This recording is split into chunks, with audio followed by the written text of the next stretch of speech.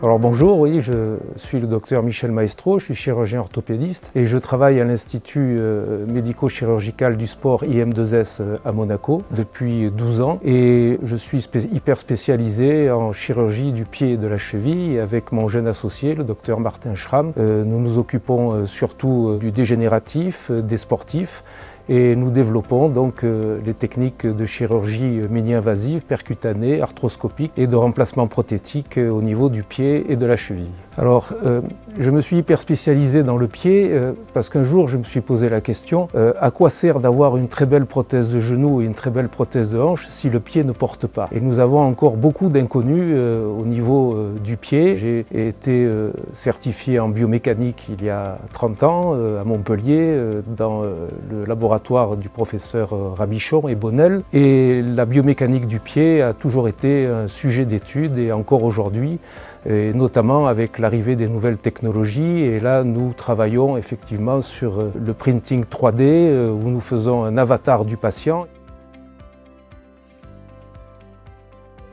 Alors, l'idée de la SIDAS Academy, c'est que vous avez une vision globale et une vision spécifique, notamment au niveau du pied, et que vous avez eu l'idée d'avoir une partie d'éducation, une partie de training et une partie de connexion au niveau des individus. Ça veut dire que le résultat va être pour l'individu de mieux se connaître à travers son pied. Le pied est symboliquement le début de la conscience. Alors le projet, c'est comme je vous l'ai dit tout à l'heure, de continuer à connaître le pied à travers son fonctionnement et sa biomécanique, de façon à en avoir des applications simples que chaque individu pourra utiliser. Vous parlez des rêves, mais si votre rêve se réalise, comme disent les Chinois, c'est qu'il n'était pas assez beau. Donc le rêve doit rester secret.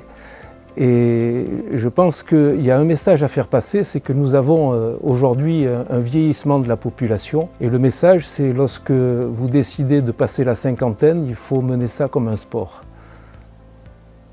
Parce que le but, c'est d'être autonome le plus longtemps possible.